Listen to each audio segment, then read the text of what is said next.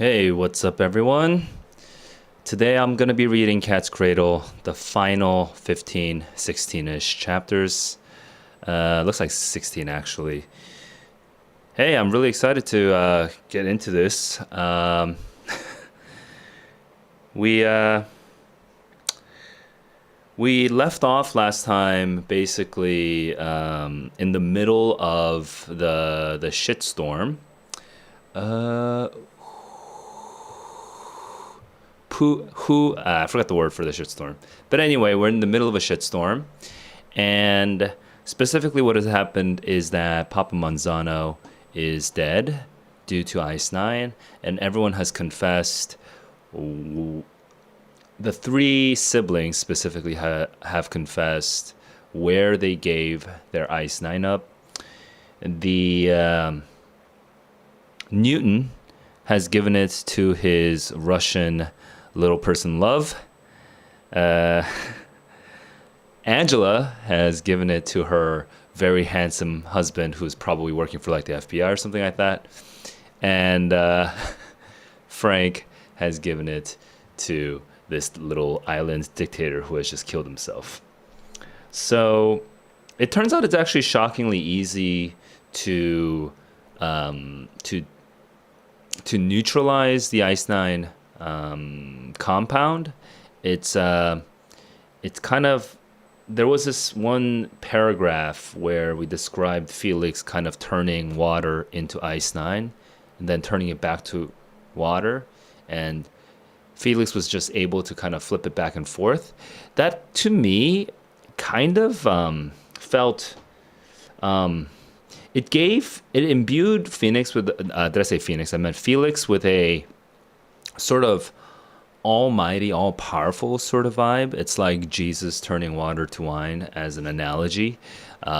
He could just turn it from Ice Nine to water back to Ice Nine again, and that little image kind of stuck with me.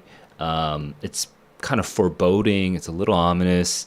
It's a little scary, and yet at the same time, there is good news hidden in it, which is that you can just sort of neutralize it, apparently, with a torch, with very, very, very rudimentary tools. So it,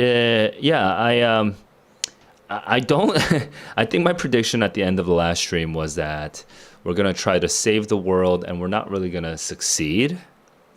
And that's going to be Kurt Vonnegut's way of having us sort of reflect on the state of our real world. The fact that we actually could enter a nuclear holocaust at any moment, which feels kind of relevant to 2024. I don't know about you guys, but especially living in Asia, it's not that far from my mind. So I'm looking forward to seeing our heroes, our ragtag band of brothers and sisters, try to make something out of this and probably fail. Okay, probably fail. I do not expect this to end on a sort of feel-good note. I do not expect the story to make me feel good about the world. Okay, chapter 113. Let me just back up and reread the previous. Okay, right. We had this is the flashback back to the day that Felix died. Felix actually killed himself through Ice Nine, through his play. And it was thanks to the sacrifice of the dog that they realized what had happened, that they could keep themselves protected. Ironically, if they had all died just then and there, this whole issue would have been avoided. I guess not, like literally no, I guess, because then somebody will eventually discover their bodies and then may touch it. So the compound will always be active. Never mind. I just had this one thought, canceling that thought. History. Funeral time. Oh, my bad. My bad. Screen. Here's a screen. Okay. One 113.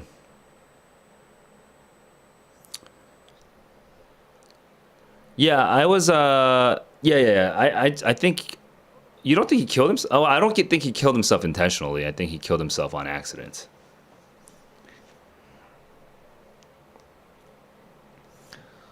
Let me know if I misread that though.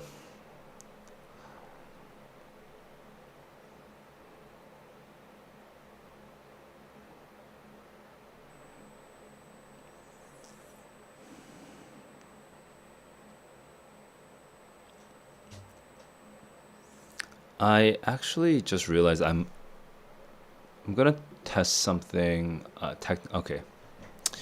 Sorry. I'm gonna get properly started. I was slightly distracted with something else going on in my head. Here we go. Our work in Papa's bedroom was done at last. We're going to do the funeral pyre. We should do this with pomp.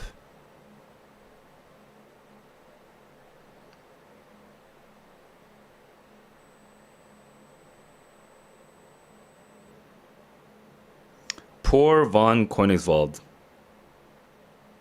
We hid him in the clothes closet. To simplify the tableau.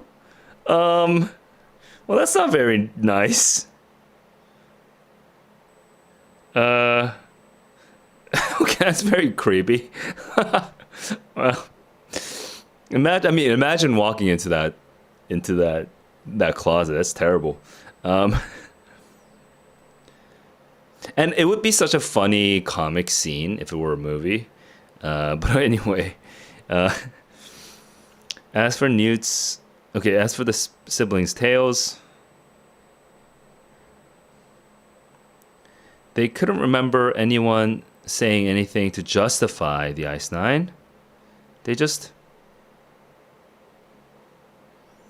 there was no talk of morals.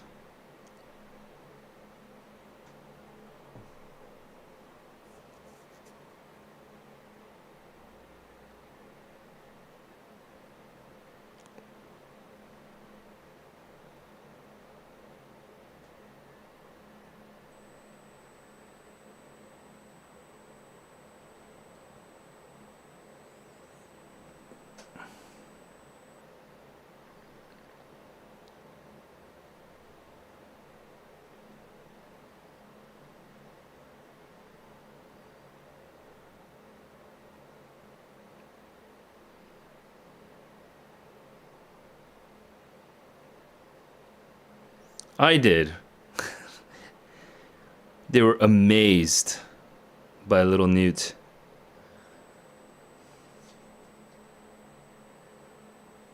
The swagger he must have felt. Interesting. Interesting. We put him in the oven. Read it and weep. Okay. We put the dog in the oven. Okay.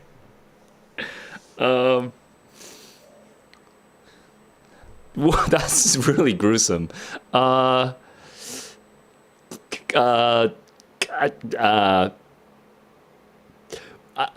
This chapter reminds me of the. So this was written in the 60s, right? I grew up, and when I was in college and studying liberal arts and other useless things, that was late. It's like early 2010s, right? Late 2000s, early 2010s. At that time, in the sort of general discourse around education, it was pretty common to hear some argument for the liberal arts. The context, by the way, was that after Obama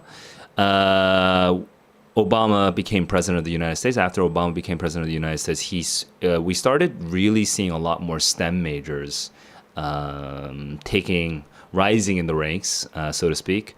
Now, it was never going to be stopped by any president. Like, the industry had already become like the world of business and economics, and the world of people making money, right, had already shifted quite a bit into like software and technology fields. So it was going to happen no matter what. But that was the time period, and there was a lot of navel gazing around the liberal arts, like kids who are studying like classics and history and language and sociology and whatever, right? And the the most sort of common defense of the liberal arts that you would hear at the time, or one of the most common ones, was, what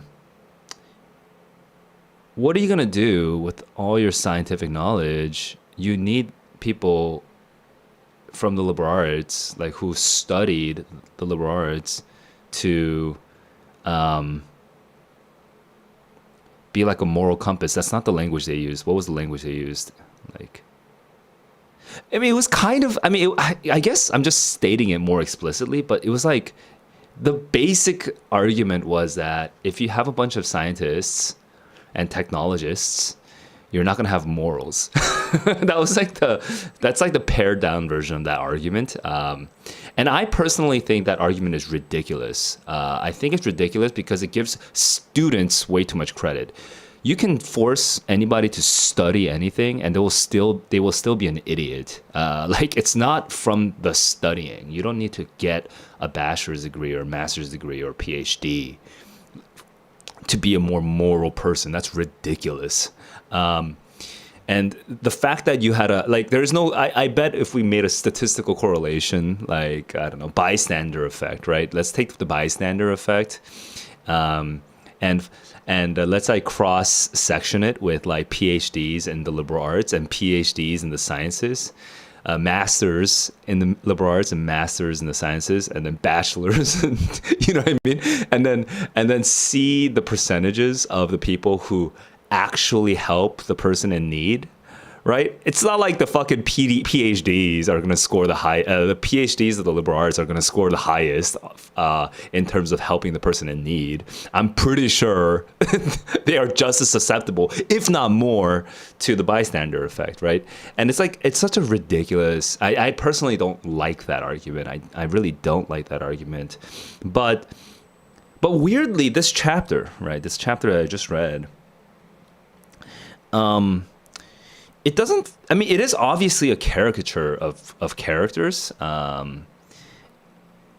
Like, it's obviously, I mean, these are obviously fictional characters, and we are kind of blasting certain kinds of American mentalities through these fictional characters. So these aren't like real people, but I actually, this chapter does make me slightly more sympathetic to this argument,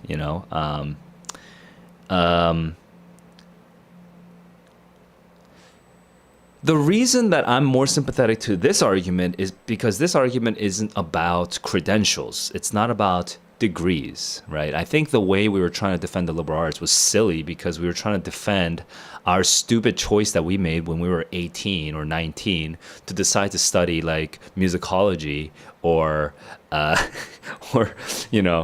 cultural anthropology or whatever, right? And we're trying to reverse justify it by calling it moral, which I think is silly. But here, the criticism isn't about degrees. Here, the criticism is about people who are so fascinated with technology as is, with innovation, quote unquote, as is, right? People are so fascinated by it. It's like they're looking into this sort of like, not Pandora's box, but they're mesmerized by this sort of this magic on earth. They're so mesmerized by it, but that actually they stop thinking about what they should do or what they shouldn't do. I actually can imagine that happening. I can imagine that happening even to me, right? As somebody who studied the liberal arts, because the degree, like I said, really doesn't matter. I can imagine that happening to anyone. You can see an awesome technology and just be like, whoa, how cool. I want it. And not think about the implications of having it because it's just so damn cool. You just really wanted it. Yeah, that's a human problem, not a STEM problem, not a liberal arts problem. It's a human problem. And I think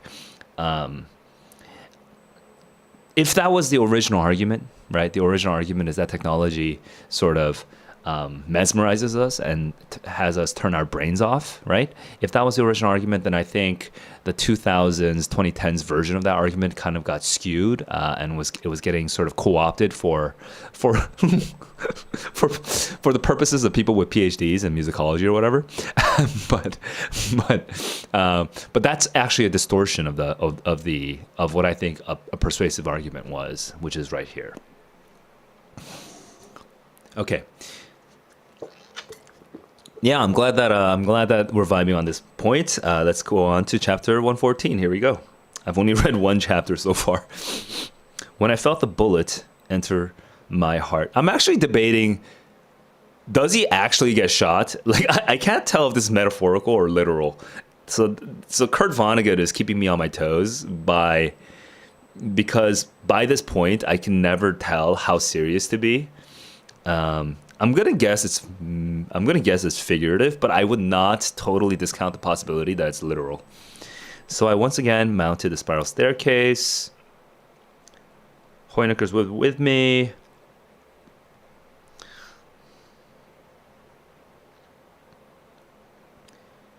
Many, many secrets. There was a funeral pyre.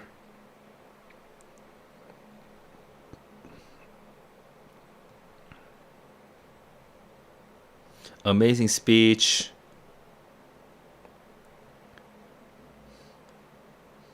He dignified.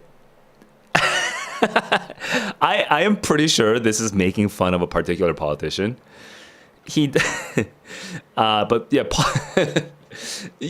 yeah, politicians will go to another country, especially like the U.S. politician, the very powerful politician will go to another country and say like one word.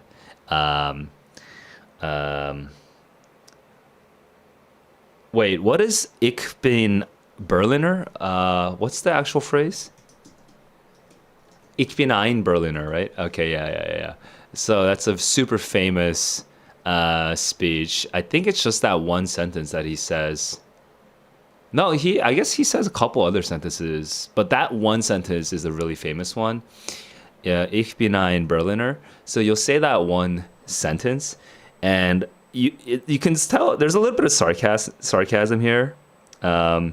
He dignified them by speaking the one sentence in island dialect.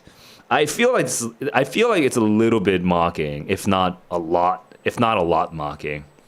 The rest of his speech was in American English. Fustian, bombast. Wait, I actually don't know how to pronounce that. Fuchun.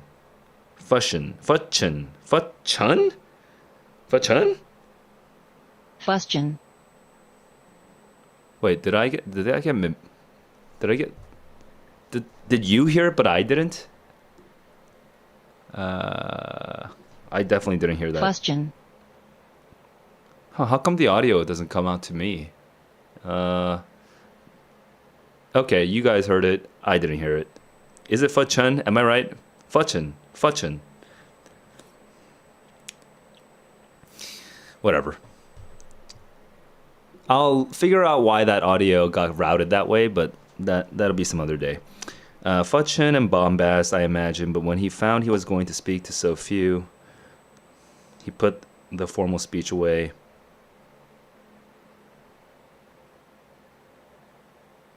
And it was mostly Americans that were there.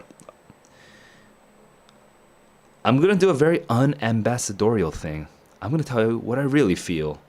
Maybe you didn't nail too much acetone.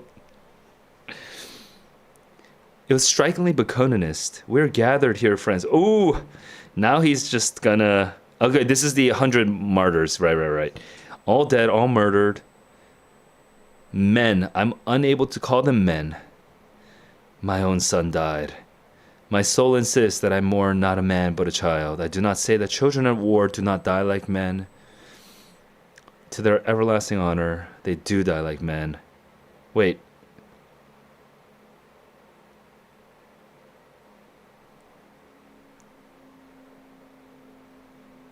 But they are murdered children all the same. Oh, I see. It's a bit of like a pun. They do not... I do not say that children of war do not die like men if they have to die. They do die like men, but they are children anyway. So it's the like men part that was being emphasized. I just got confused. And I propose to you that if we are to pay our sincere respects, despising what killed them, the stupidity and viciousness of all mankind. It's interesting that Kurt Vonnegut seems to be using Horlick as a bit of a mouthpiece right now. I'm surprised that Horlick is the character that we decide to sort of descend on and turn into use as our avatar. Because he's talking in a sort of sincere way that I feel like Kurt Vonnegut would sympathize with, right? So how close are we to Kurt Vonnegut's own opinions here right now? When we remember wars, we should take off our clothes, paint ourselves blue, go on all fours, and grunt like pigs. That would definitely be more appropriate than these guns. I do not mean to be ungrateful for the amazing machinery of war that we're going to witness. Hooray, say I, for thrilling shows. Very sarcastic here. Not that sarcastic from Horlick, right? He's just sort of tossing it away, but kind of sarcastic from Vonnegut. We have to strain our ears to hear what Minton said next. Is today a day for a thrilling show? Yes. It is a day for a thrilling show that we are working consciously and tirelessly to reduce the stupidity and viciousness of ourselves and of all mankind. He unsnapped the catches on his wreath case. See what I've brought? I hope it better not be like a gun. Okay, it's a wreath. Honestly, I was so ready for him to take out like an AK-47 and start firing. What does that say about the American psyche? Dude, I was like, oh, Jesus. Okay, anyway. Sorry, that was maybe a little too dark. Maybe too real for Americans, but like it's like literally it was the first thought I had. He opened the case and showed us the scarlet lining. The wreath was made of wire, artificial leaves, radiator paint. Okay. Pro patria, for father? For the fatherland? Is that fatherland or for father? He recited a poem from Edgar Lee Masters, incomprehensible to the San Lorenzans and to basically everyone. Okay, stopping here. Kurt Vonnegut has decided to turn. I'm feeling 90% confident right now that Kurt Vonnegut has decided to turn Horlick Minton into his avatar. And that's really not what I expected. This sort of like speech in the middle as we're kind of wrapping up the story, this little speech against war. Very surprising. I was the first fruits of the Battle of Missionary Ridge when I felt. Sorry, I just paused because I was trying to figure out whether this is a real poem in the real world right now. If anyone just knows, just let me know in the chat. Anyway, let me just read. I was the first fruits of the Battle of the Missionary Ridge when I felt the bullet enter my heart. Okay, can't speak right now, but now we have the bullet entering the heart. It was not the narrator, so there was a bit of misdirection with the title. I was the first fruits, and that irony is a little painful. I am the fruit of war is death in this poem.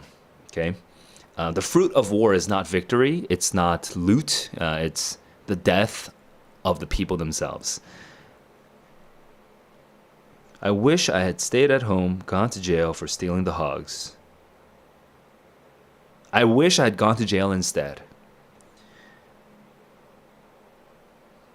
I would rather 1,000 times be at the county jail than to lie under this marble figure with wings and this granite pedestal bearing the words Pro Patria.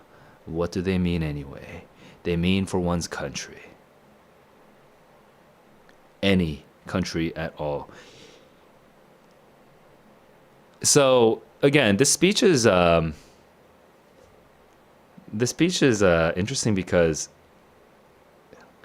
it feels very sincere, actually, from Kurt Vonnegut. And Kurt Vonnegut so far has just been mostly mocking this entire time, but this feels very sincere. And so this is also, by the way, a common refrain against war. As part of the argument against war itself, we're also against nationalism, right? Nationalism and war are linked in this. Like, why would you go to war for a nation unless if you were not proud and you wanted to defend that nation, right? That so the wanting to be proud and wanting to defend a certain idea of a nation can be considered artificial and even violent and stupid, unnecessary, right? That is an argument that exists out there, and I think that's the argument that we're encapsulating in these four words right here. Any country at all. Continuing, this wreath is a gift from the people, from one people to another people. Think of people and children in any country, and peace and love and plenty. And by the way, 1963. This is like when this is like Beatles, right? Is this Beatles before Bob Dylan? Beatles 1963. I'm just gonna do a quick search. This is, I think, Beatles just before 1963. Yeah. Oh yeah. This is early Beatles. So we're gonna get, yeah. So we're kind of at the beginning of the sort of counterculture, and I guess this book was part of that counterculture here.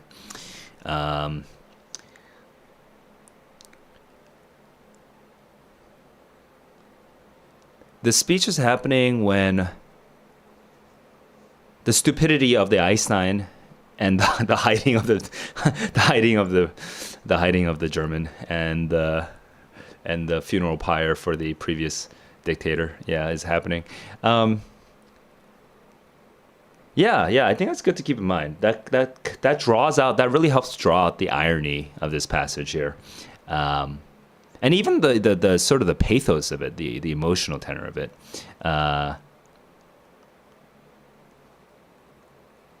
That's also good, and that's an interesting interpretation. He really didn't want this job. He was always sort of a hippie. I you know what? I never really I wouldn't have made that connection on my own. That's actually really interesting. This makes me want to go back and reread the Horlick passages. But yeah. What a surprise character. Horlick Minton. Kurt Vonnegut. Horlick Minton. I wonder if that name is a shout out to like a friend of his.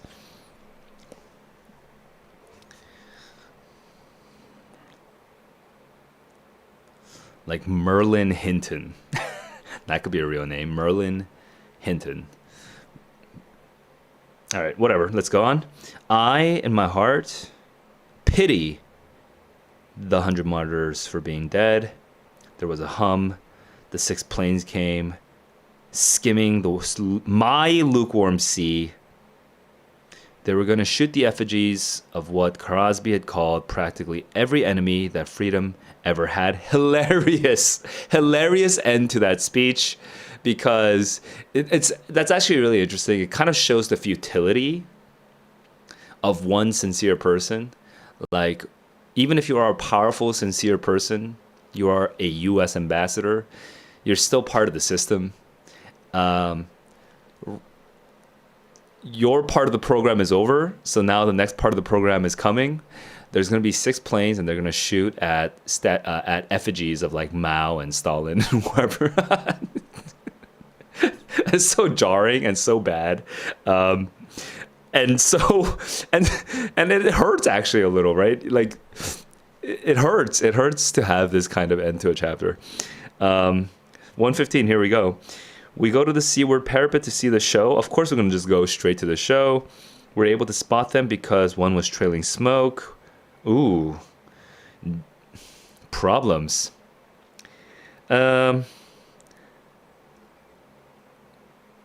Crosby is eating albatross and rum, the acetone, which is insane. My recent nausea returned. I'm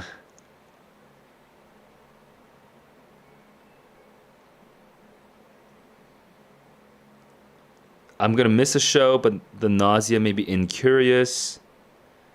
Just as their guns began to hammer, one appeared belly up in flames. Its bombs and fuel exploded. Their surviving planes went booming on, thinning down to a mosquito hum. That's a good phrase. Then there was a sound of a rock slide, and a tower of the castle crashed down to sea. That is dramatic.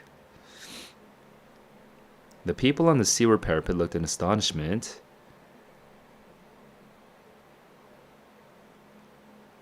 I could hear rock slides of all sizes in a conversation that was almost orchestral. That is actually a great turn of phrase for describing the sort of hubbub after a sort of tragic and epic incident.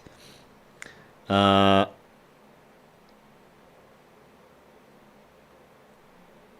slide orchestra conversation. Very fast. Burdens were too... Oh, no! This is not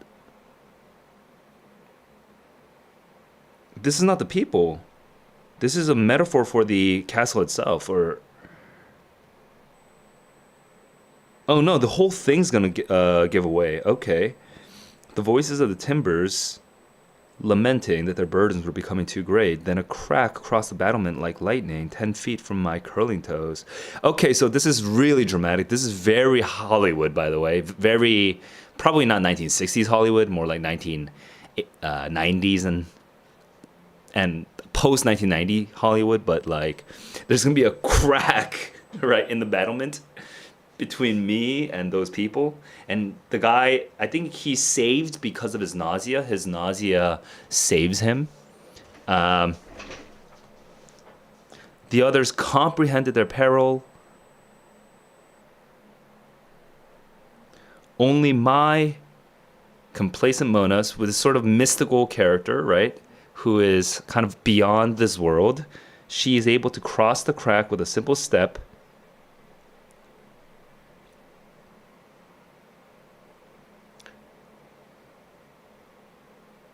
I want to learn this word. So cantilever, canted, like canting. Okay. So I'm just going to learn cant as tilt. But for, yeah, slate roofs, canted is like angled. Okay. So we are trapped on the canted death trap.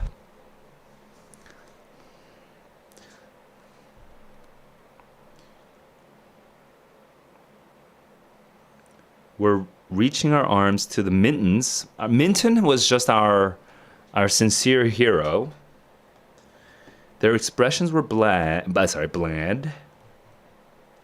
Dignity, emotional proportion above all else. Panic was not their style. Okay. But their good manners killed them. That's an interesting way to let them go.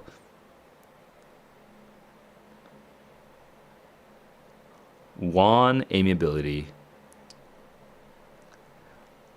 Dang, that is so ridiculous and funny and terrible. You know why? Wait, did Crosby save himself? I'm pretty sure Crosby must have saved himself, right? Yeah. Philip Castle, Frank, and I reached the Crosbys. The Mintons became our martyrs. Shocking. I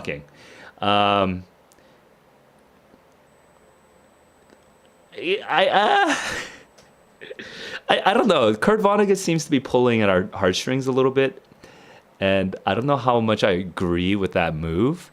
But he literally, just to frame this in perspective, he literally had the most sincere stretch of probably in the book, maybe like 4 pages. Probably those 3 or 4 pages are the most sincere in the entire book. Okay, where Horlick Minton gives this long speech condemning war, asking us to think about people. And immediately after, the castle that they're on starts crumbling, and there's a crack between the narrator and the Mintons, and the Mintons, they go out with dignity. You know what I mean?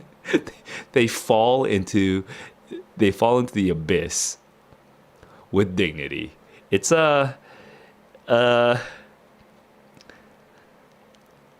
it's a little on the nose, I think, personally, but it's also kind of funny because it's like ridiculous that it happened. It's like God doesn't want sincere anti-war people to win, so he would rather have a castle fall apart with those people on it than to let Minton live. God, quote unquote, or maybe the Christian God, right? The Christian God that is the American Christian God that is on the side of science, does not want this to happen.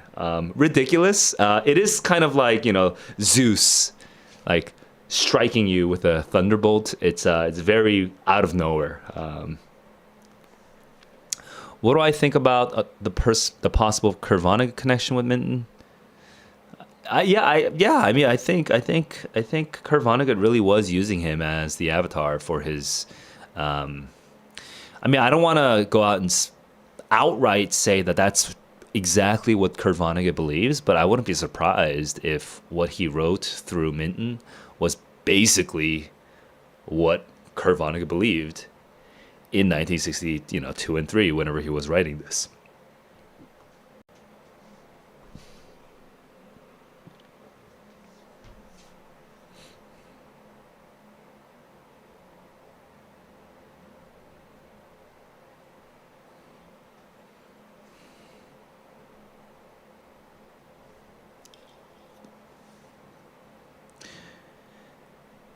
The ragged rim of oblivion. Okay, we're still standing at the edge of this crack, which is now basically a ledge. Okay, it's a cliff. My lukewarm sea, that phrase comes back.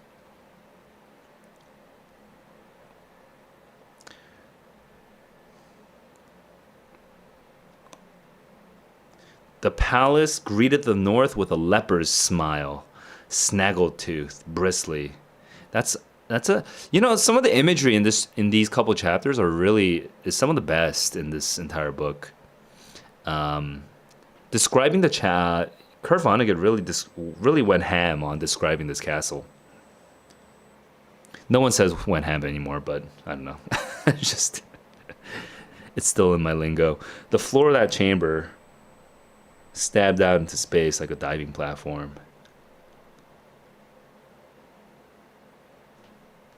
Like a diving platform, kind of sounds suicidal. Okay. I dreamed for a moment of dropping to the platform. Okay, there we go. Of killing himself. Okay.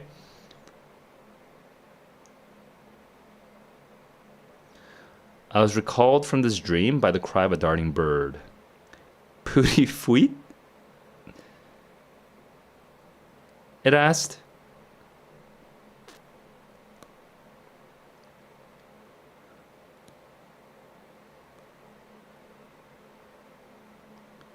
Oh, it's crashing.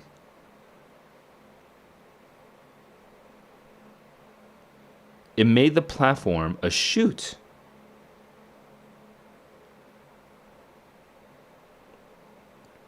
Okay. So now we have a slide down the side of the castle.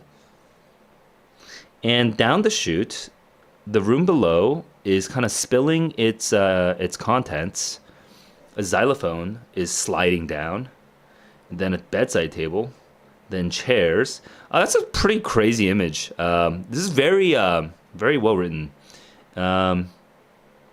It's very well written in the sort of Hollywood, like Marvel scale, right? Like down the chute it crept. At last it showed its golden bow. It was the boat in which dead Papa lay. Okay. Okay. Uh, Papa was thrown clear, and he fell several. Wait, hang on. He's dead due to Ice Nine, and he's about to fall into the water, right? I actually don't understand the physics of Ice Nine. If you touch the thing, and if you have any water in you, is it gonna just end? Oh my god, I just saw it. Okay. I opened my eyes. The sea was Ice Nine. Wait. There was a sound like that of the gentle closing of a portal as big as the sky. The great door of heaven being closed slowly. It was the grand Aum. And all the sea was Ice Nine. The moist green earth was a blue-white pearl. Borasisi, the sun, became a sickly yellow ball. The sky was filled with worms. The worms were tornadoes. Insane. We went from kind of like Lord of the Rings kind of imagery to like with like a castle falling apart to like dark fantasy, and now or not dark fantasy, like post-apocalyptic. Actually, what movie is like this? What game is like this? Just like tornadoes. I'm kind of imagining a sort of orange-red horizon now. Wait, but then actually no, I should be imagining blue and white. Huh. Crazy. Okay, so I actually made a prediction at the end of the last stream that our little heroes, our little anti-heroes are gonna band together to try to save the world. That didn't happen. They didn't even try. They were just trying to move on, and in the moving on, the world went to shit. Let's go. Wait. So what can happen now? The world is now falling apart. I mean, we don't have many chapters to introduce like a post-apocalyptic world. So everyone's gonna, at least for the next couple chapters, everyone's just gonna be like, what the heck just happened? And then maybe the US and Russia are gonna get involved. I don't know. I don't know what to predict. Okay, here we go. Chapter 117, Sanctuary. I'm looking at the sky. There was a bird. Putufuit or whatever. A worm with a violet mouth was directly overhead.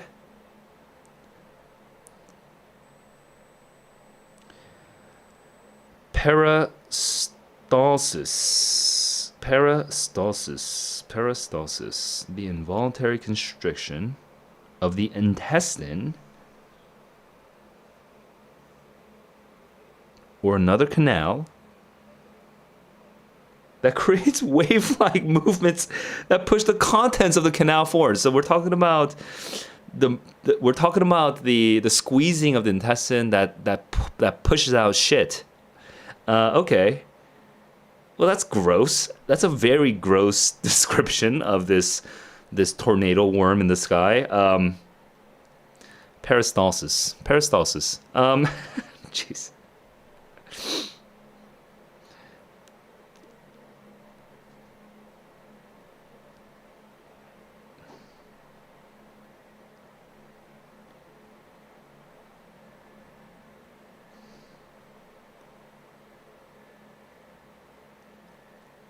Oh, okay, I see. Crosby and Hazel are saying American, because they think that being American will save them from being American makes them invincible, right? And it's actually, by the way, it's still true in 2024. If you go to some country that's not Europe, that's not in Western Europe, if you go to most parts of the world, like if you're an American, you're kind of untouchable. Not totally, right? You can still get robbed, things can happen, but because the American embassy and just the fact that you're American comes with certain privileges, you're sort of untouchable compared to other people. And they use that privilege and they yell at the tornadoes, American. Okay, I could not see these Republicans. Their cries came gabbling to me. My heavenly Mona, who followed noiselessly. She's kind of ethereal. She's kind of like, yeah, she's kind of otherworldly. This sort of spiritual force.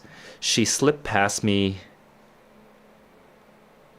The stone floor of the room remained. Manhole cover of the oubliette. This is that staircase, right? Not stairs, but okay. Under the wormy sky, I lifted the cover, the esophagus. Okay, we're using a lot of biological terms here. Okay, I kind of like it. I like the biological terms, the physiological terms here. The whole world has become like the castle was an orchestra, and now the castle is like this biological, throbbing thing. At the foot of the ladder, we found a state secret, a bomb shelter, fan driven by a bicycle.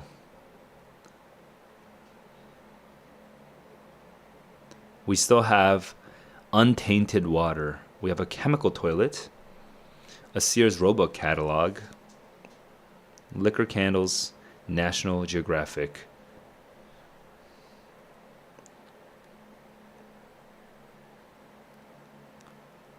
Books of Bakonin and twin beds.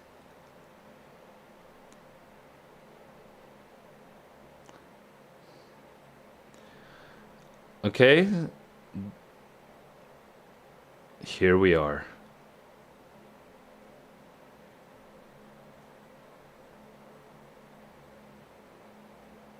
Two glasses of rum. Here we are. Huh. I'm not sure what to do. I'm not sure what to do with this.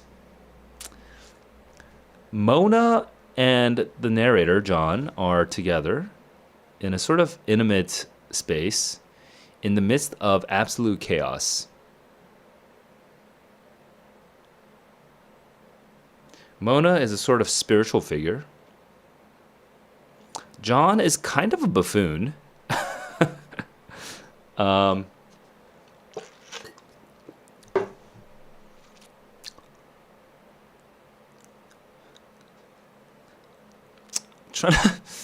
What can happen? I can't imagine right now.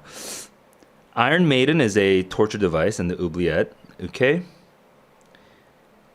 We go straight into torture. If I'm ever put to death on the hook, expect a very human performance. Okay. Sure. Then he speaks of the rack, the pedawinkus, the Iron Maiden. I don't know what a pedawinkus is. I'm just going to quickly look it up. Is this just made up? Could be made up.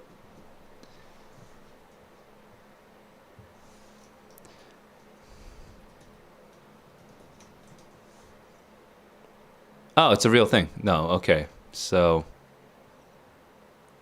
Oh, dude, I've seen this. It's a vice for the thumb or toe. Oh, okay, yeah. Yeah, no, well, that doesn't feel good. Okay. So, anyway, back to the book.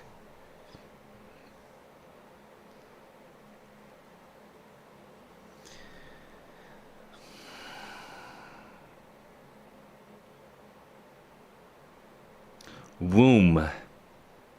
At least we could think. And the one thing I thought was that the creature comforts of the dungeon was nothing to help us. Okay. Each pressure in our whole.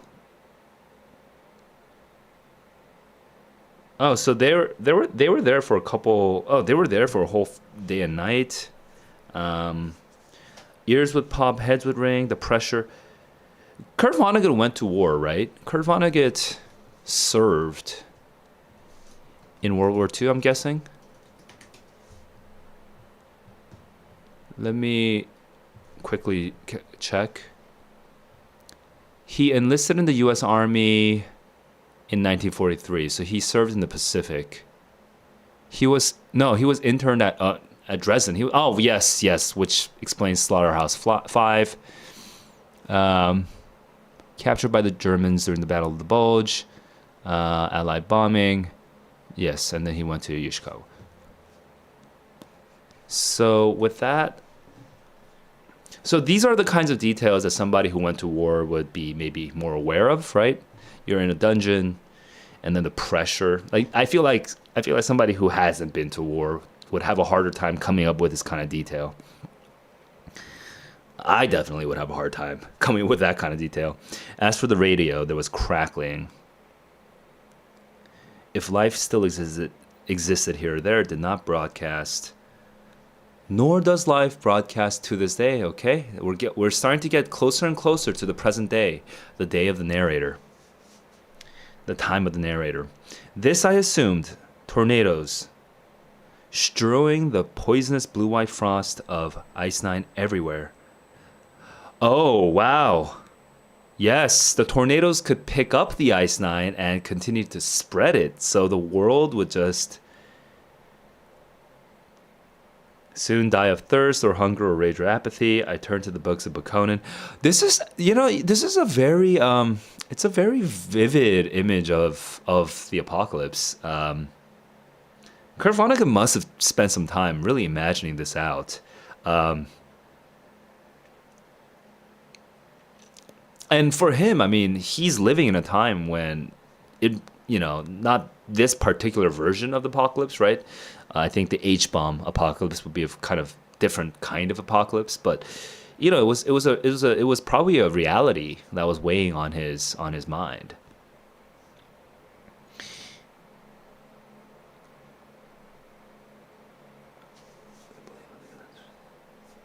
I wanted spiritual comfort. The warning. Don't be a fool. Close this book at once. That's such a funny way to start. A holy book. In the beginning, God created the earth. He looked upon it in his cosmic loneliness. Let us make living creatures out of mud. What was it again? I actually wrote it down. Lucky me, lucky mud.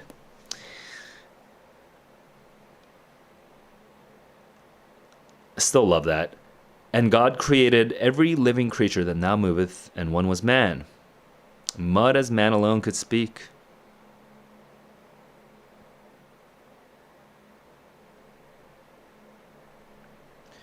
What is the purpose of all this, God?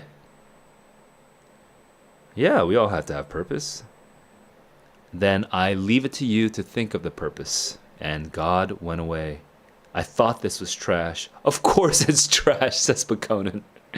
And I kind of like how Bakonin can just speak whenever he wants, because he's like the voice of he's like a god, right? So we can just interject the voice of Bakonin at any point in this story. I turned to my heavenly Mona.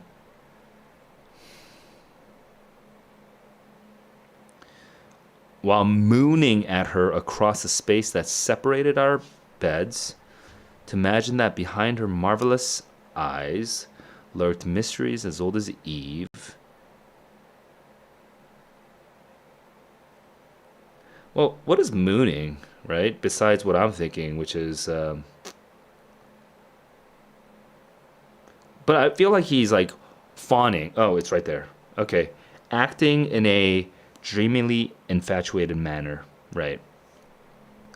As fawning at her, so he's desiring her and wants his sex, and I will not go into the sex.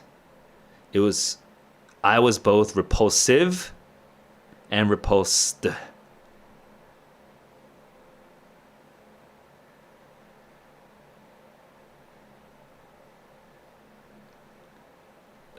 Okay, well, I was given full credit by her for having invented the whole bizarre grunting, sweating enterprise by which new human beings were made. Gnashing my teeth.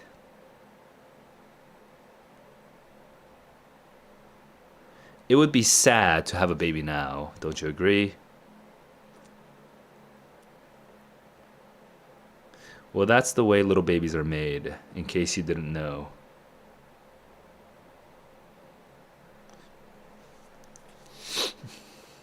Okay. Is this a new hope, or is this just the end? Like, what is this? We have we have a child on the way. Today I will be Bulgarian Minister of Education. Tomorrow I will be Helen of Troy.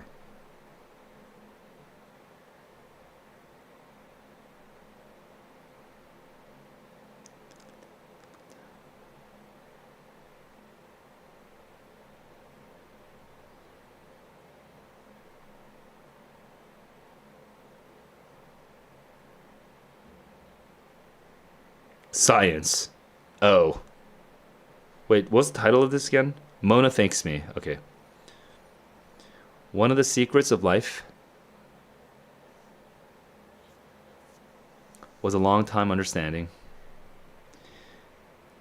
Animals breathe in what animals breathe out, and vice versa. I didn't know. You know now. Thank you. You're welcome. That's a wonderful conversation.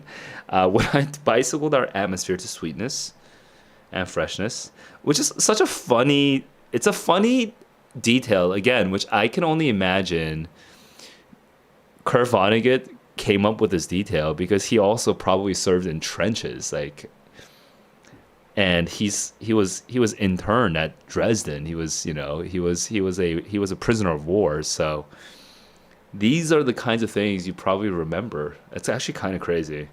Like, you probably wanted a bicycle to bring in fresh air when you were in a German prisoner, when you were in a German prison, right?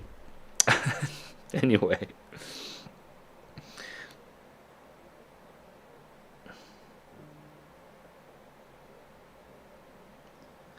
The stability was of a sort of dynamic sort because the tornadoes were numerous.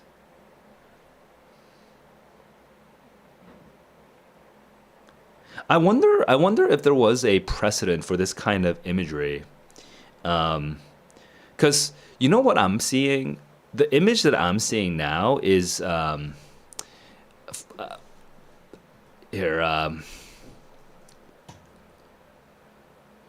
I don't know if you ever played Elden Ring. Let me remember that location. Um, uh, okay.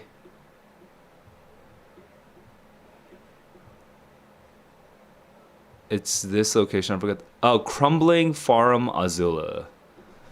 I. This is what I'm seeing personally. And I wonder if there was. I wonder if there was some precedent for this kind of image before Kurt Vonnegut, or if Kurt Vonnegut sort of invented this sort of tornado apocalypse. I'm gonna guess he didn't invent the tornado apocalypse. I'm gonna guess it has a longer history than that, but I don't read a lot of fantasy, so I just don't know where it came from. If anybody's watching this at any time in the past, thinks like watches this part, please let me know if you know of any precedents for this kind of image. Um, it's very yeah, it's such a vivid world. He's Kurt Vonnegut is describing something that's very vivid. It's just the tornadoes were no longer gobbling and gnashing. The mouths in all directions were discreetly withdrawn to an altitude of perhaps half a mile. Their altitude varied so little from moment to moment that San Lorenzo might have been protected. They're just sort of background now. The tornadoes are just background now. We filled canteens. We went above, dry, hot, deathly.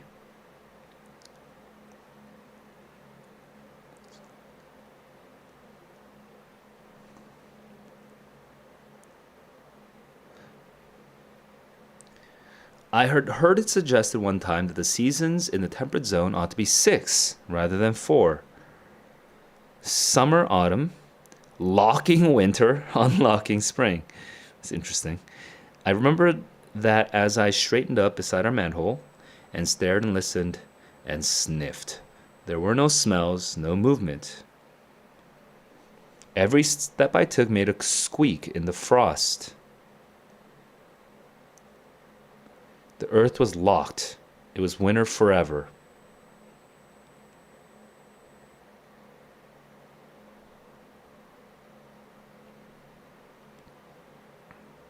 Touch the ground and then your lips, and you're done for. A very bad mother. Mother Earth. She isn't a good mother anymore. Hello?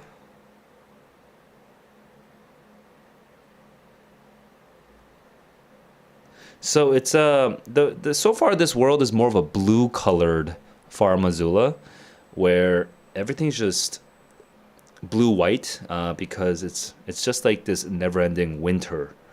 The arch of the palace gate was the only man made form untouched.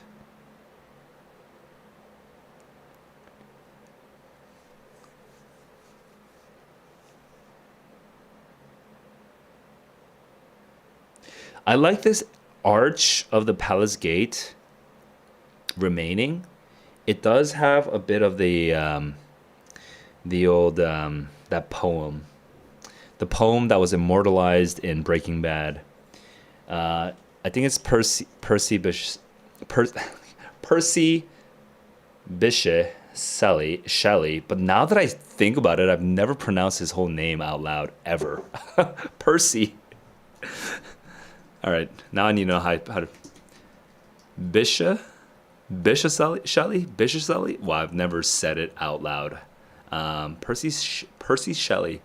It's actually like there's too many S and SH sounds. It's actually messing me up. Percy Bysshe. Percy Bysshe Shelley. I'm guessing that's how you pronounce his name. Anyway, what's the poem I'm thinking of? Ozymandias.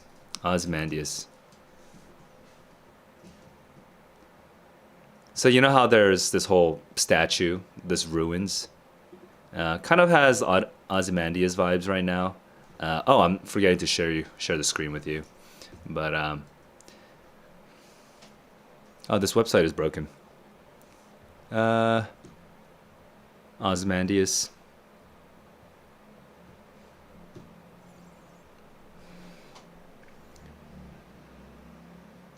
And here, back in the book, now I'm going to just assume people have at least seen some version of this poem. So back to the book at hand. We're looking at this arch of the palace gate. It's the only thing that's left untouched. And written at the base was a calypso. It was proof that someone else had survived the winds. The calypso was this. Someday, this crazy world will have to end, and our God will take things back that he to us did lend. And if on that sad day you want to scold our God, why, go right ahead and scold him. He'll just smile and nod. Okay, so it's a more sort of sort of like tongue wagging kind of poem. Not as epic as this one. This is, my name is Ozymandias, King of Kings. Look on my works, ye mighty and despair. Nothing besides remains. There's here the irony is between the pride, the arrogance of the king, and the I guess the temper, the fleeting nature of power and everything in the world, right? Whereas here, it's more existential. Like, what is, like, who do we blame for this kind of thing? It's more not existential. It's more what's the word? Nihilistic. Who do we blame? We try to blame God, and God will just laugh, or he'll just smile and nod. All right, 120. To whom it may concern. I recalled an advertisement for a set of children's books.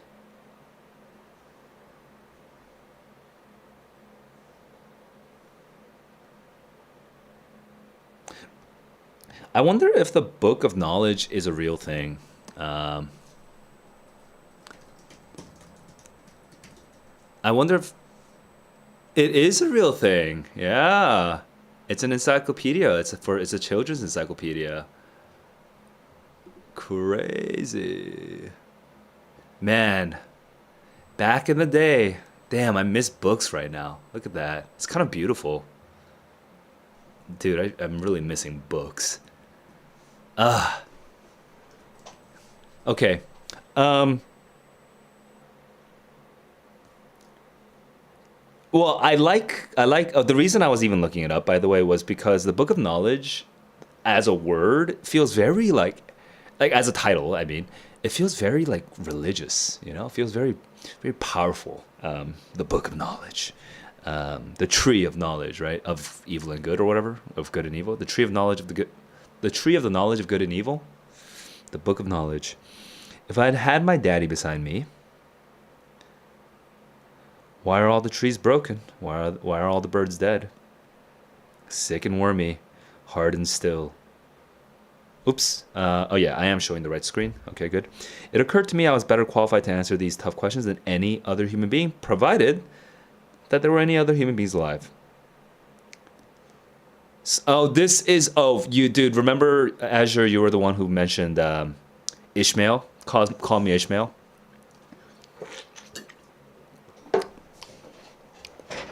Okay. There's actually a lot of illusions in this book. There's a lot of illusions in this book. Yeah. Call me Ishmael. Moby Dick. I think the end of Moby Dick is not quite apocalyptic because it's not the whole world, but I think the dude is like floating or something like that, right? It's after if it's after the world that he's witnessing comes completely crumbling apart, and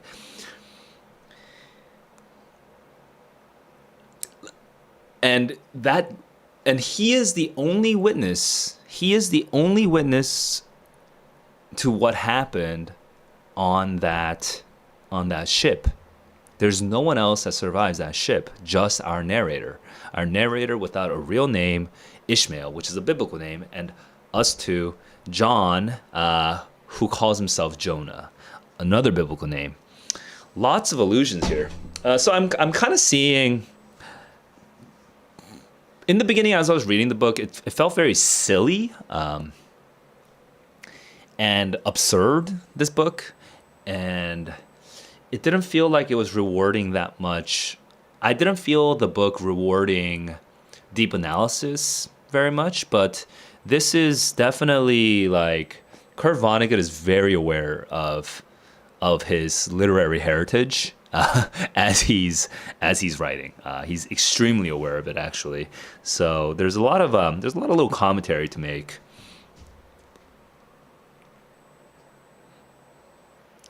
We thought this was gonna go a different way. Yes, now he's yes. Now he's just in crumbling Farum Azula, frozen version of the crumbling Farum Azula. I wondered where the dead could be. There was not a single dead person. I wasn't half so curious about the living. I would have to contemplate a lot of dead. But I saw no columns of smoke. A lavender corona about the queer plug that was the peak of Hump Mount McCabe. Corona like a little halo, right? Like a little. It's like a glow, like a halo. Yeah. Okay. It seemed to be calling me, and I had a silly cinematic notion of climbing that peak with Mona. That's cute, but what would it mean? What would it mean? Left the road and climbed one of the wrinkles. So yeah, I guess we get this little cinematic view. I joined her at the top. She was not crying. She might well have cried. Thousands upon thousands of dead.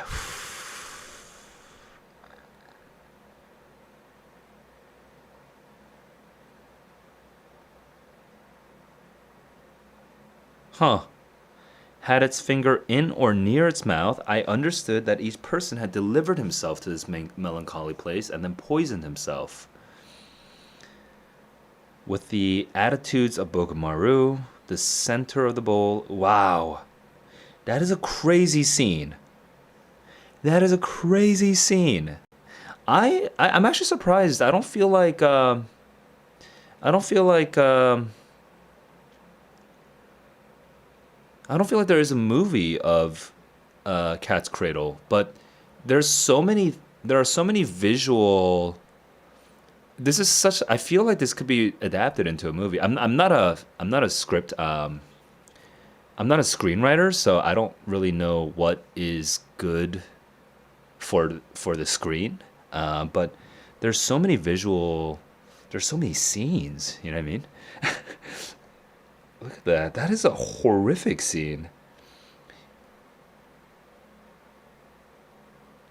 Were not scattered or tumbled about. It was clear they'd been assembled with the withdrawal of the frightful winds, and since each corpse had its fingers, so they did like this like communal suicide. And it says the attitudes of Bokumaru, so I'm guessing their feet were touching and they were facing the center of the bowl. And in Avatar, there's a similar like ritual where they all like kind of sit around in a circle and they connect their they don't connect their feet, they connect their hair thing. I forgot what it was exactly, but they connect something else. And but this is way more horrific. This is because the Avatar one is just kind of like, you know, exotic, but this is just like they're all dead. God. And Mount McCabe is shaped like a whale? Dude, I totally forgot about that. I vaguely remember that. That's wild, dude. There's so many things going on right now. There are so many things going on. I looked at the focus of all those frosted eyes, looked at the center of the bowl, and a place where an orator might have stood. We're approaching this clearing at the center, I think. There's a boulder. To whom it may concern, these people around you are almost all the survivors on San Lorenzo of the winds that followed the freezing of the sea. They made a captive of the spurious holy man. The spurious holy man. I'm kind of nervous to read the rest of this paragraph. I don't know if he lost the belief. That would be sad for me. I would be very sad if they no longer believed him, even though it's a ridiculously fake religion. They brought him here, placed him at the center, commanded him to tell them what God Almighty was up to. The mountebank told them. Mountebank. I didn't know mountebank meant charlatan. Okay. The mountebank told them that God was surely trying to kill them, possibly because he was through with them, and that they should have the good manners to die. And they did. Oh, they didn't stop believing him. And this is like this crazy, I mean, in the American psyche, you know, this sort of, the cult goes off to do a communal suicide. I mean, what the hell? Actually, I'm just curious, like, when did this happen? What a dude! The last 16 chapters are insane. There's so much going on. What was that? I forgot the name of that cult? Cult Mass Suicide America. Jonestown, right? What year was this? This is 1978. So this is after Kurt Vonnegut described this mass suicide. But there might have been other mass suicides before Kurt Vonnegut in 1963. And yes, I was expecting this to be afterwards because I was expecting this to be in the time of like the hippies or whatever. I'm not going to read all this, but I want to see also. Here we go. Mass suicides. This is 1999. This is, 89. This is a war-related one, but this is 1909 or 1908.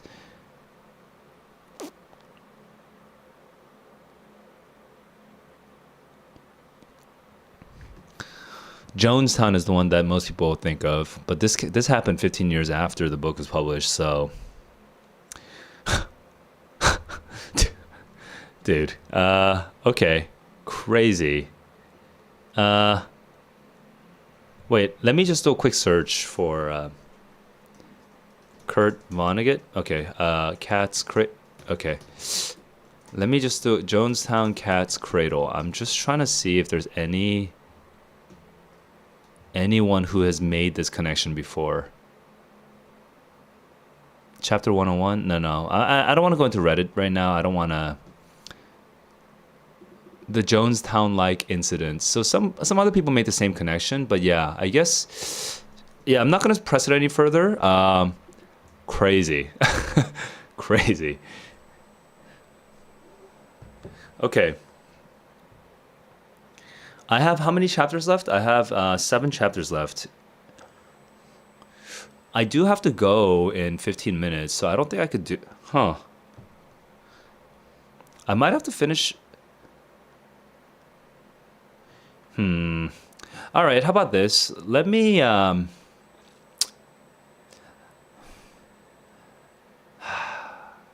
decide what to do.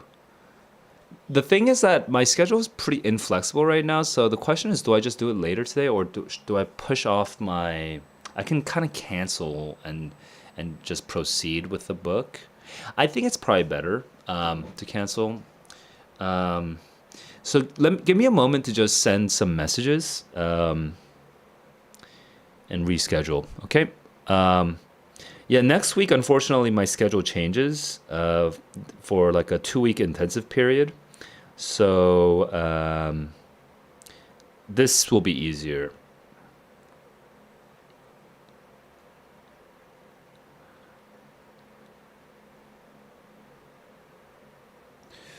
Give me a moment.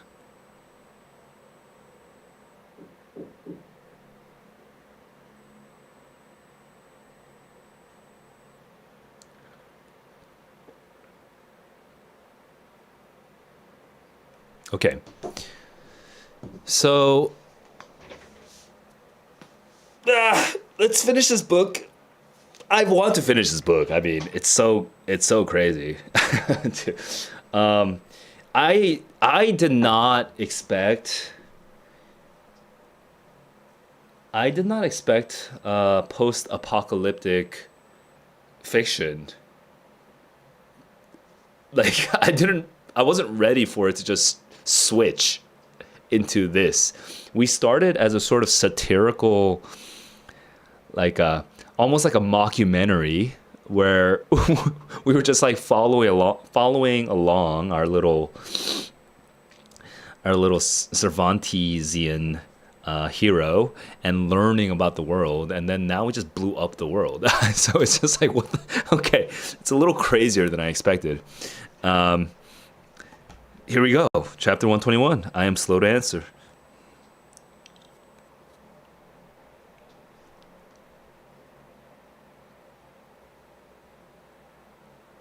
What a cynic, I gasped. Oh, unbeliever. Is he here somewhere? I don't see him. He always said he would never take his own advice because he knew it was worthless. He better be here. Wow. That is actually, yeah, it doesn't feel good, right? This strikes you as funny? It's also simple, that's all.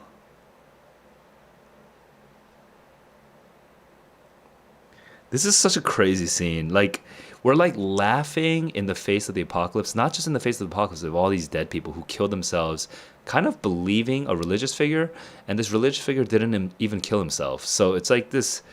It's actually morally very uncomfortable now. This, but like because I kept thinking we were sort of on the side of this religion, but now it's hard to be on the side of this religion when it's like this.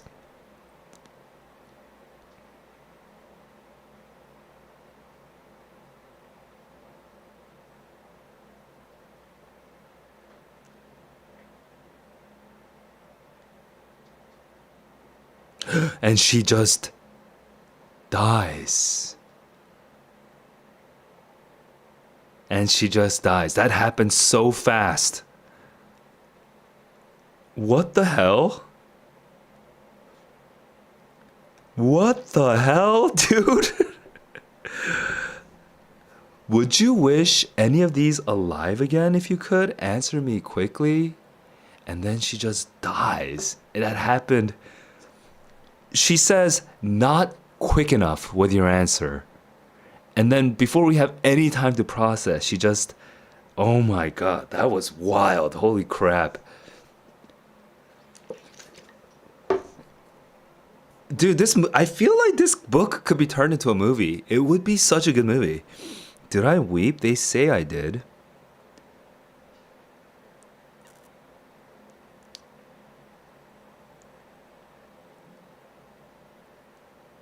So Crosby survived and Newton survived. So I'm actually reeling it. We're just sort of fast forward. Right now, we just time traveled. We're in the present actually, and looking back at the past. But oh,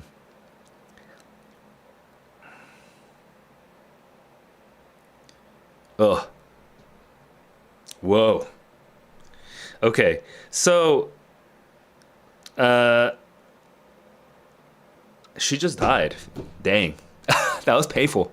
That was a lot. Okay. Um.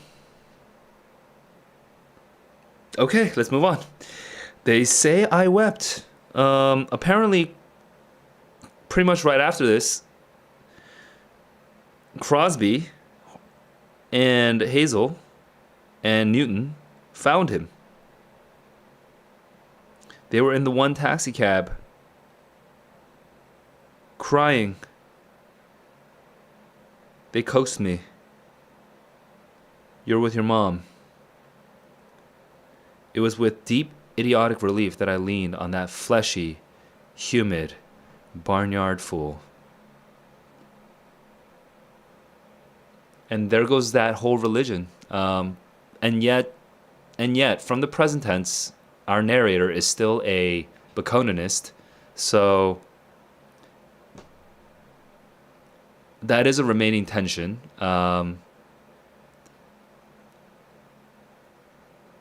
Well, thanks for asking me that question. I'm processing it. I would have just moved on, but now that I process it a little bit more, you know, we do have some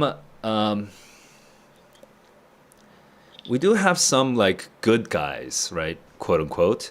They're not typical. They're not archetypal good guys. They're very unusual good guys. But we have Ambassador Horlick, who seemed kind of like just like this throwaway character at first, but then suddenly becomes the avatar of Kurt Vonnegut, and has a sort of impassioned, sincere speech, and then he dies immediately in a sort of very faux epic. I mean, it's not faux epic. It actually is epic the way he dies, but like it feels like faux epic because of the tone of the whole story.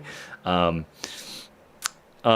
he just dies, and then we get Mona, who is another sort of kind of like a gadfly-esque sort of like, it's hard to pin down exactly what she stands for. She's kind of an imp in a way, you know, just making fun of the world. But she also speaks sense, and she's sort of above the world. She has a sort of spiritual aura around her where her views on the world seem kind of pure and clear. And then she just dies. So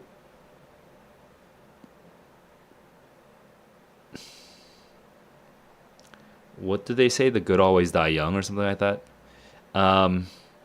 It's like the world can't. It's like pure people. Like the world can't let purity live, something like that. And because of how throwaway the characters seem, it's the sort of literary marvel of like Kurt Vonnegut's like construction comes from the fact that like I didn't expect myself to have emotional attachment to Horlick or to Mona. You know, it's just like I didn't know how seriously to take them. But now that they're taken away, I actually like miss them. You know what I mean? Like,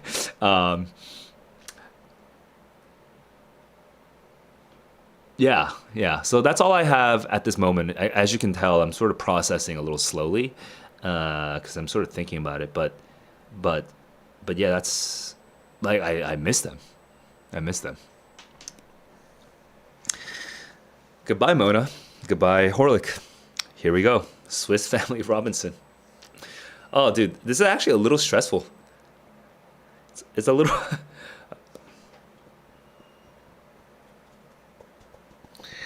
Okay. How many more chapters? Like 5 more chapters? Here we go. They took me to what was left of Hoenecker's house.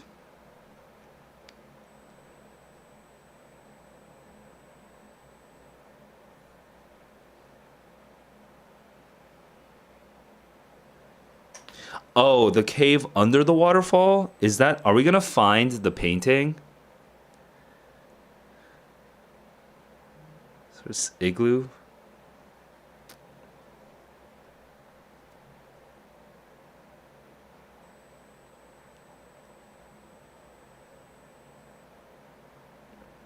Frank, Little Newt, and the Crosbys. Oh, so the Crosbys were kind of moving around in the taxi. Okay, so okay, we have humanity on this earth. Maybe not the best of humanity. The best of humanity are all dying. But you know, we have Frank, and we have the Crosbys.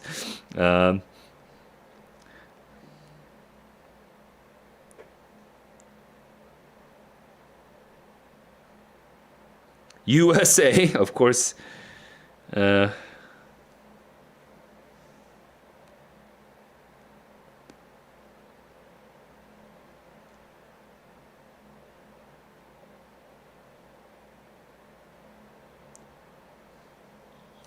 Remember earlier in the first like 30-ish chapters, there's like a angel statue.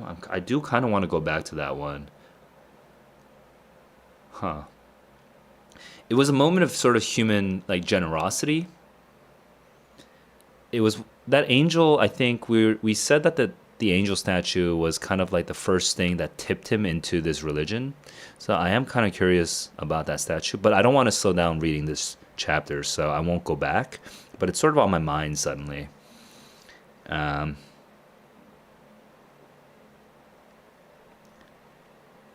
So Angela does die, and Connors, and the castles.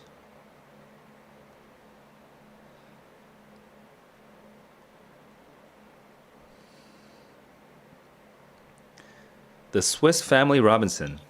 That must be a reference to something that I don't understand. So let me. Family Robinson, is that the idea? Oh no, it's a thing. Okay.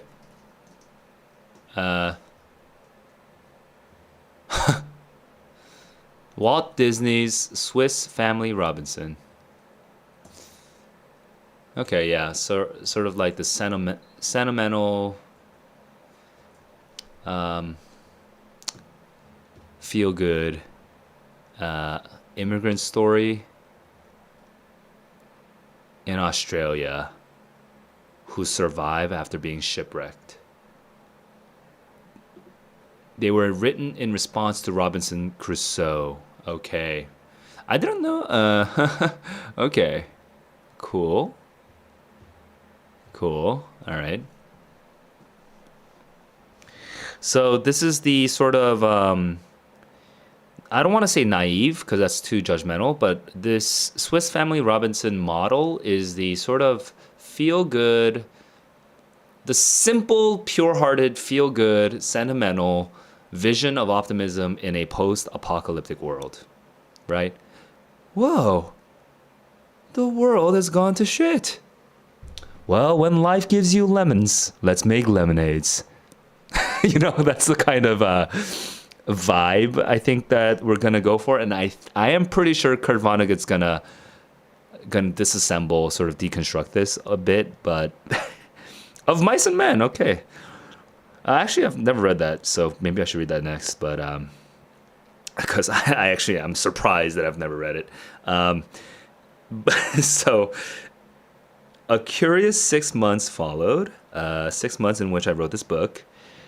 Oh, 6 months. Okay, sure. And he wrote the book during. Oh, now we're catching up to the present tense. Okay. Hazel spoke accurately when she called our little society the Swiss Family Robinson, for we survived the storm, were isolated. We had a sort of Walt Disney charm. We had no plants or animals, but how wonderful. Ice Nine preserved pigs and cows and deers and birds and berries. It's like this amazing freezer. Tons of canned goods to be had. We were the only people left on San Lorenzo.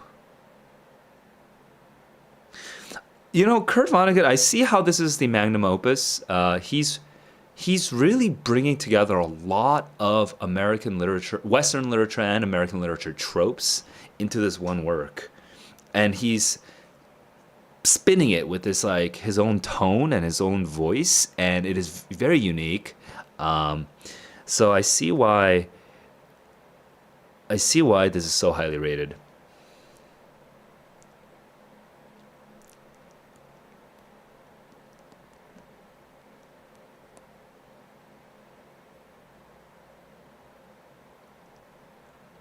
Apparently all the germs were dead too. Yeah, I'm really looking forward to this. Our adjustment became so satisfactory, so complacent. No mosquitoes. This is so universal, right? Everyone imagines a world, no matter what era you live in, everyone imagines a world without mosquitoes. She was sitting on the three-legged stool where the house had stood, sewing strips of red, white, and blue cloth together, making an American flag. No one was unkind enough that the red was peach, that the blue was green, were 6 pointed stars of David. Okay. Interesting. I don't think we ever heard anything about Jewish people in this entire book, right? I feel like Jewish people are completely absent in this book. Her husband, sorry, has a stew. Don't shoot the cook. Save our souls. How's the writing going? Fine, Mom. When are you gonna show it? A lot of famous writers were Hoosiers. You're gonna be a long line. I like a good laugh. Each person here has some specialty.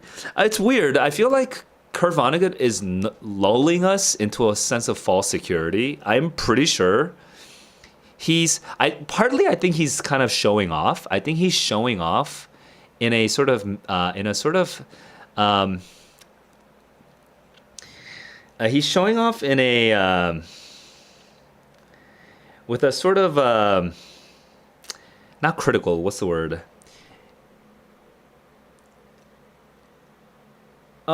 he's not, I think he's showing off not in good faith. I think he's going to pull the rug out from under us. I think he's kind of proving a point that he can mock, or he can sort of imitate the Walt Disney tone, and then he's gonna pull the rug out afterwards, right? That's the vibe. that's my Spidey sense talking to me. I think he's proving he can write sentimental literature, and then he will undermine it immediately. Many hands make much work light. They were smart in lots of ways, those Chinese. Yes, I wish I'd studied them more. Of all the words of Mice and Men, the saddest star it might have been. That's so. Oh, this is sad because I actually don't know. I don't know this allusion. I'm gonna briefly.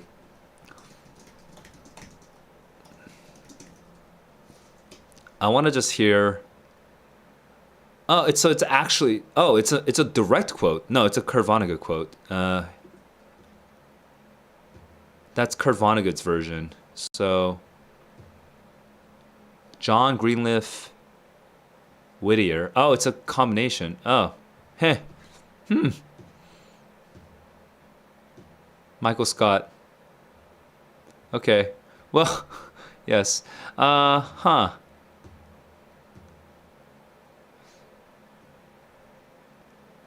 You know what? I'm not going to get into it then, so it's fine. I'll read of Mice and Men at some point. Let's go. Frank's Ant Farm. Okay, interesting.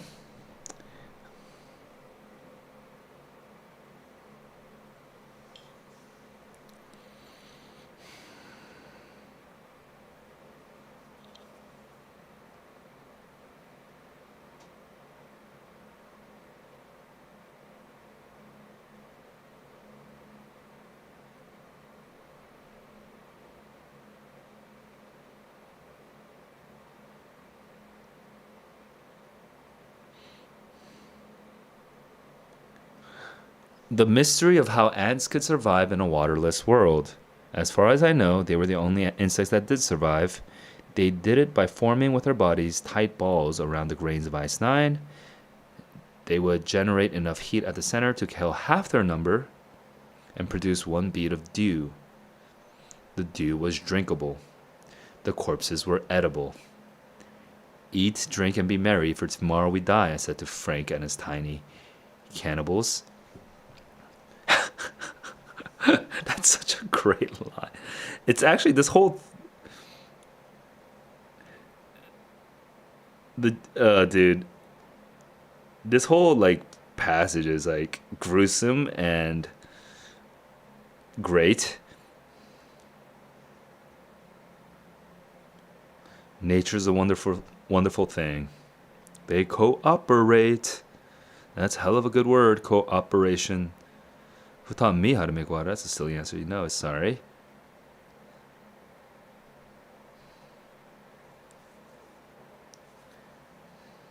I've grown up a great deal. I've grown up a good deal, and then we undercut at a certain amount of expense to the world. There was a time when people could bluff me without trouble.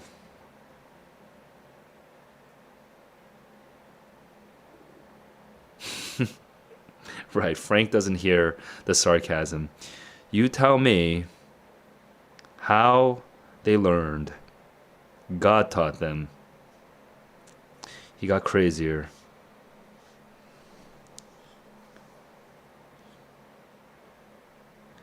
Beware of the man who works hard to learn something, learns it, and finds himself no wiser.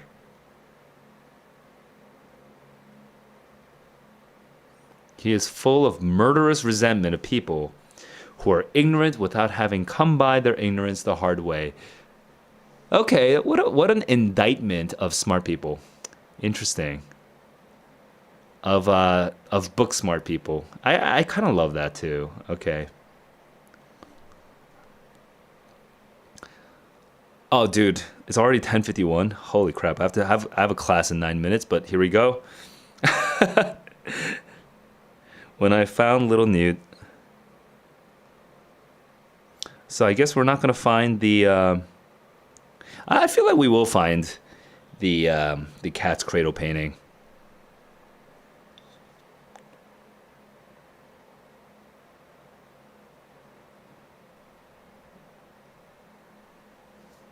Habitually naked persons who, when encountered by white men, strangers to all this stuff, contemptible in the eyes of white men, that they were hunted for sport. They gave up reproducing. Ugh. Ugh. Is that? Ugh. I mean, I feel like that's. I mean, given the amount of real references that are in this book, I feel like that's real.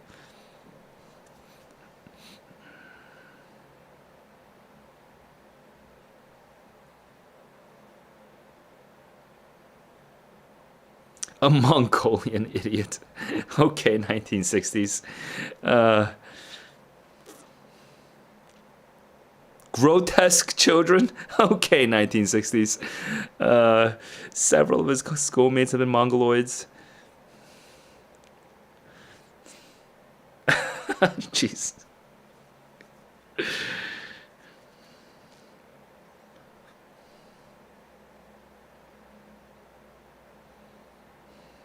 I am sick and tired. Yeah, 19. That sounds like 1960s. Uh, the principal of the school for autistic children and Down syndrome children just like just like ranting and raving. I am sick and tired of all you mongoloids. 1960s.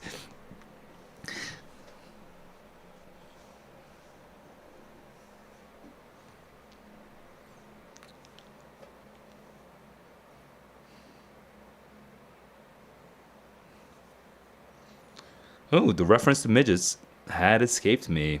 I was grateful to Newt for calling it to my attention.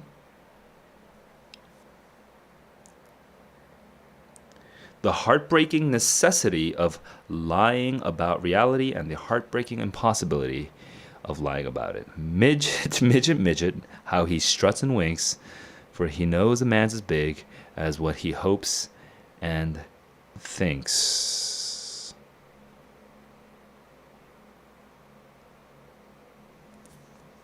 Okay. There's a sort of dual meaning about in the word big here. It's a commentary to some extent on arrogance, I mean, in context of Ozymandias and all that stuff. I don't feel like that's a stretch to say. But given that I don't have time, I'm going to move on. 126. So depressing, I cried.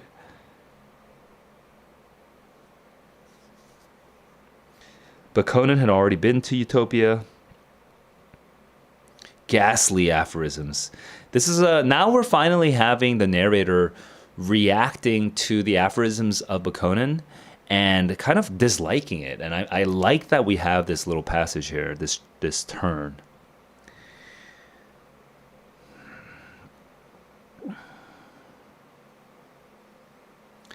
Drugstores. We need the drugstores and the grocery stores and gas chambers, which is and a game. Then we can write Constitution.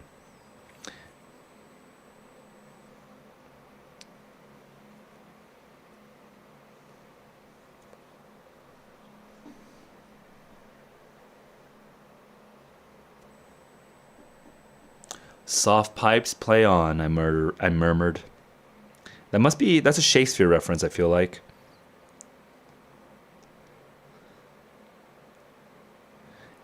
Blurted out my dream. Exactly.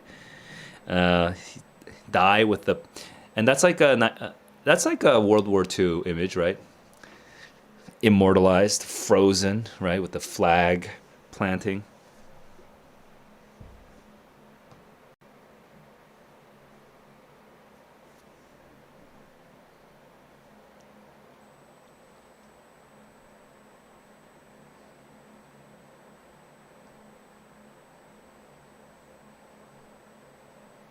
Oh, Bakonin. Oh, we're going to meet Bakonin himself. Wow. Wow. Okay, I don't think we're going to get the painting now. Yeah, go ahead. Please do so, because I actually have a class in 3 minutes. So, unfortunately, maybe I should have scheduled another stream for the end. But you know what? I think what I'll do is I think I might write up a proper video because this is fun. 127. Here we go. He was sitting on a rock. He was barefoot. Oh, his feet were frosty. But I thought he was living. The tough said Casamona. But he's alive. In one hand was a pencil. In the other was paper. Oh, this is very mystical. Okay. Bakonin? Yes. May I ask what you're thinking? I don't know if we're gonna get laughed at, actually. Like, I don't know what he's gonna do. Like, I do not know. Okay. I am thinking, young man, about the final sentence for the books of Bakonin. The time for the final sentence has come. And he shrugged and handed me a piece of paper. And what I'm expecting is a sort of kind of tongue wagging, sort of like slippery, sort of kind of sincere, kind of mysterious, kind of okay. Here we go. This is what I read. If I were a younger man, I would write. Okay. He's directly making fun of our narrator. I would write a history of human stupidity, and I would climb to the top of Mount McCabe and lie down on my back with my history for a pillow, and I would take from the ground some of that blue-white poison that makes statues of men, and I would make a statue of myself, lying on my back, grinning horribly, and thumbing my nose at God himself.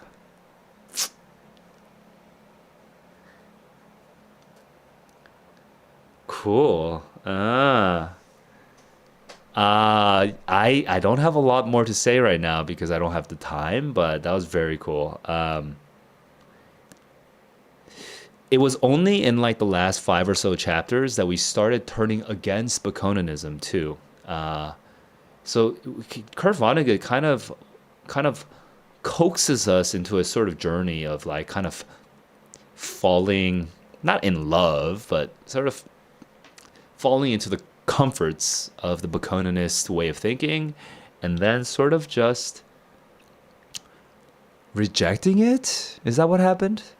It's hard to know. It's hard to say. Because the whole religion itself was premised on rejecting these false, like, called itself a religion of lies. So is it Bakoninist to follow what Bakonin himself is saying, or is it not Bakoninist? It's like there's no clear answer there. But I do have to go. That was very good to read. That was very fun to read. Azure, I'm very happy that you were here for this journey and for assisting every once in a while when I couldn't remember things. I will have to probably do a follow-up on this book. I'll think about it when I get some time to breathe. And stay tuned for news on what happens after my 2-week intensive period, because I'll have to sort of sort my schedule out, and I'm going to do that this weekend. All right. Until next time, keep on learning, keep on growing. Thanks. Peace.